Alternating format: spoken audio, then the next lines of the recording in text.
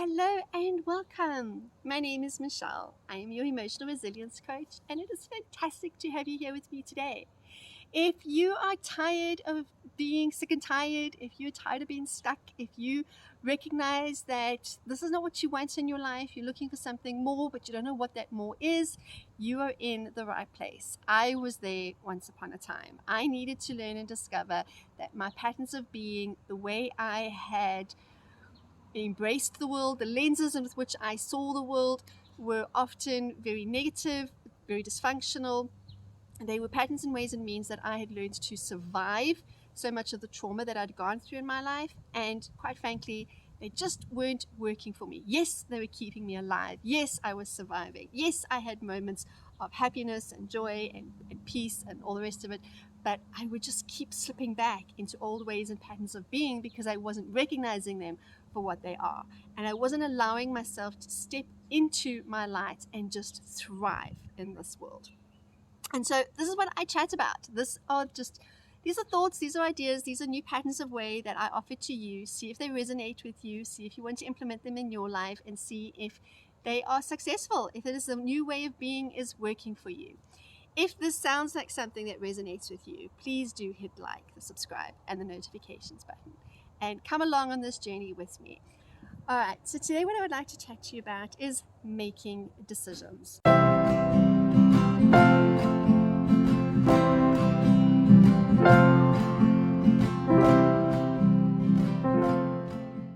So often what happens is we get stuck. We get stuck because we are scared of making a choice, of making a decision, because we fear that it's going to be the wrong decision. And that fear makes us not make any decision. And sometimes life makes those decisions for us, which aren't great. Or we keep looking to other people and then we're not happy because we let other people make decisions for us. And we didn't grow, we didn't progress, we weren't able to own these new choices. Happy.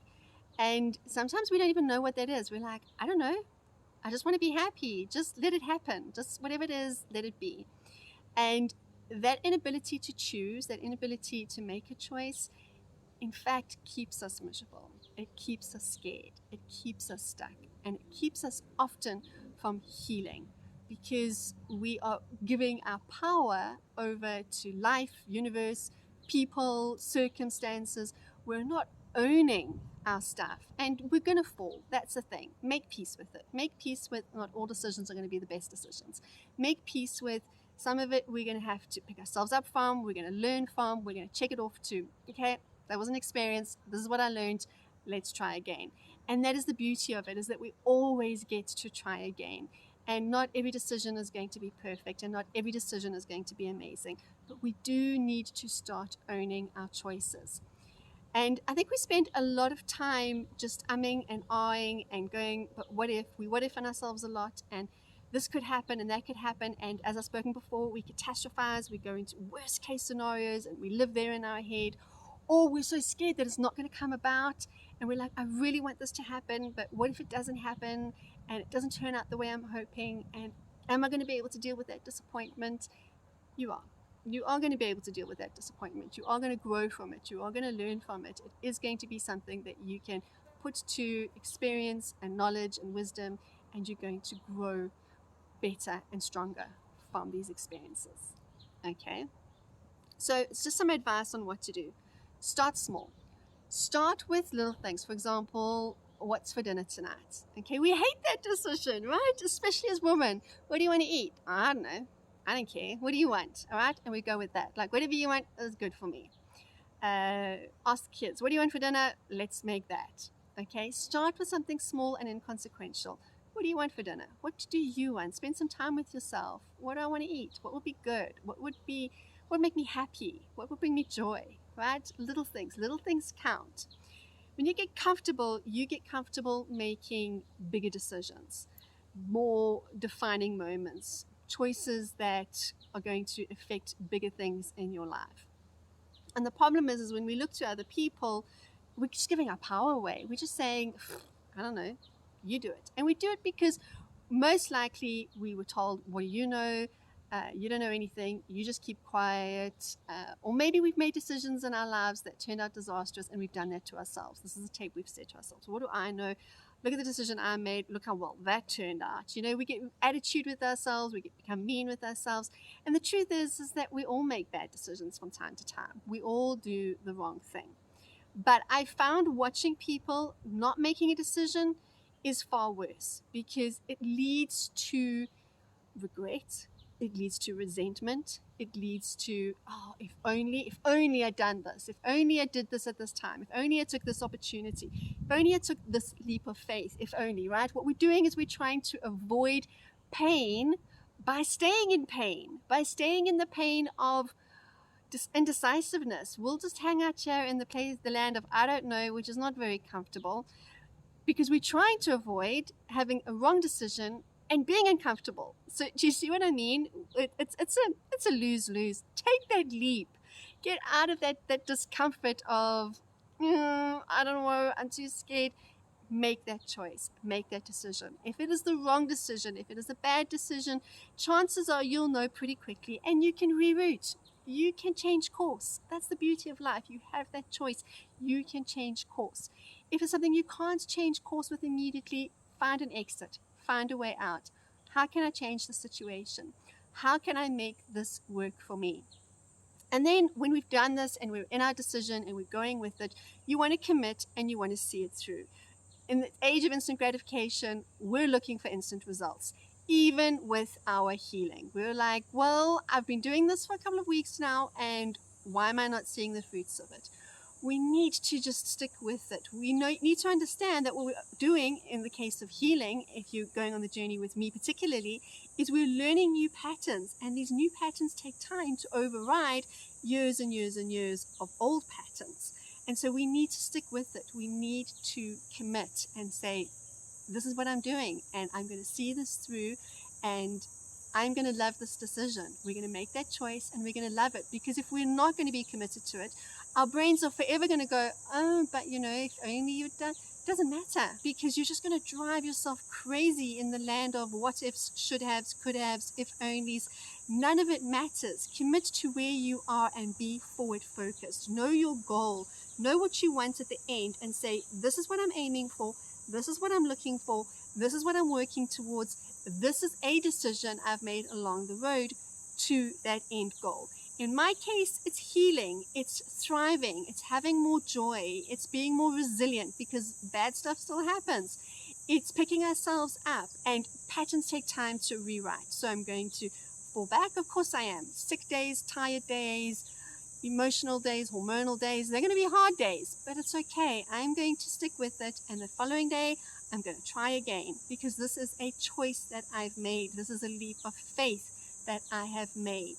And initially it's going to feel like hard work, because you're going to be pushing. The resistance is going to come. You're going to be pushing against what your brain loves, which is familiarity, which is, we know this, we understand this way, why are you shaking things up? And the brain is going to want to give you a bit of a fight, and it's going to feel like hard work, because it's going to be hard work in the beginning. But like all things, what we become practiced at and what we are practiced at, we become good at. It becomes now our new norm. But in order for that to happen, we need to stick it out. So commitment is imperative. And then the third thing is to stop looking at what other people are doing. Because what other people are doing is not necessarily what's going to work for you. And what I mean by that is, we live in patterns. We live from a place of function. This works so far as I'm surviving, so far as we're getting through this, and it's working for me, it's worked for my mom, it's worked for my siblings, it's worked for my spouse, it's worked forever, and we perpetuate patterns. But the truth is that they might work so far as they help us to survive, but they might not work in helping us to be happy. And those are decisions which are going to go against the grain. Those are decisions that other people are not going to make. Those are decisions where you're often going to be looked at, and people that you love and hold in high esteem might look at you and say, are you crazy? And I've probably spoken about this before, but I'm going to use really quickly for me the idea of homeschooling. When we started homeschooling 7 years ago, it was quite a while pre the pandemic, and because it was pre the pandemic, there was a lot of resistance. There was a lot of, are you crazy? What are you doing? There was a lot of self-doubt. Obviously, those questions would like in bed, and we would say to ourselves, we'd look at each other and go, are we crazy? What are we doing? This is not the norm. This is not what people do. People send their kids to school and they have the school experience. And who do we think we are? And we do. We question ourselves, and there's a lot of resistance and doubt because it is not familiar. But it was a choice we made. It was a commitment that we stuck to, and we said, we're going to do it, and we're going to make it work, and we're going to love this experience because that's the attitude we're going to choose to have going into it. We're going to embrace it. We're going to go, all right, we're here. We're homeschooling. What does this look like? What does this offer? And then even within homeschooling, there are so many voices on what homeschooling should look like. And often when people come to me and say to me, well, tell me about homeschooling, I always say, this is a journey you're going to have to discover. I can tell you what works for my family, but there's not going to be a guarantee that it's going to work for yours. This is going to be something you're going to have to figure out for yourself.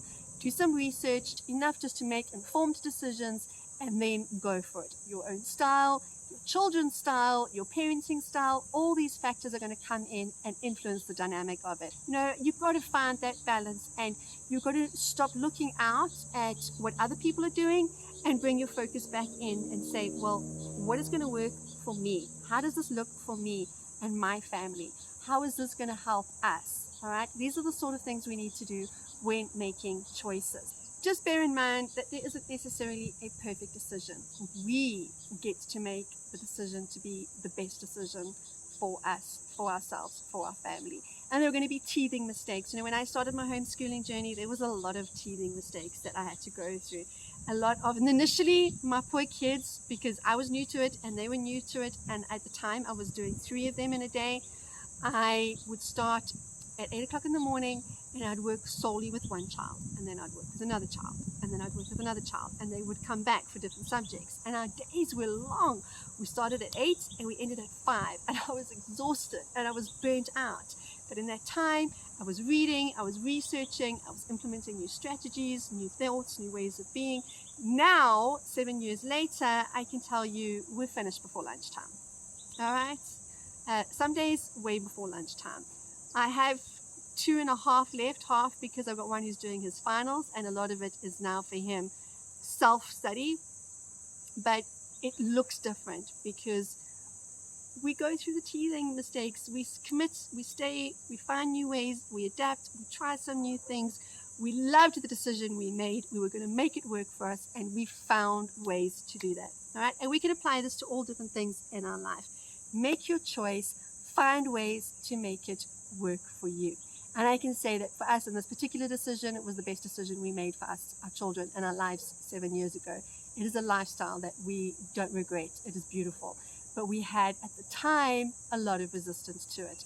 And my point is that looking out at what other people were doing, we might not have taken that leap and done it like we did and had this amazing experience. All right, so those are just some thoughts. So if you feel stuck, if you feel scared, if you feel that making decisions is something that terrifies you, you are not alone, all right? Coming from abuse and dysfunction and a lot of self-doubt, so much self-doubt, decision-making can be really scary. Take it slow, start small, build your way up, love the decisions, find ways in which the decision is working for you, be forward-focused, and don't worry too much about what other people are doing. Figure out what works for you. Only you will know that. If this resonates with you, please do hit like, subscribe, the notifications button, and as always, I hope you have a most fantastic, thriving, filled, beautiful, joyous day.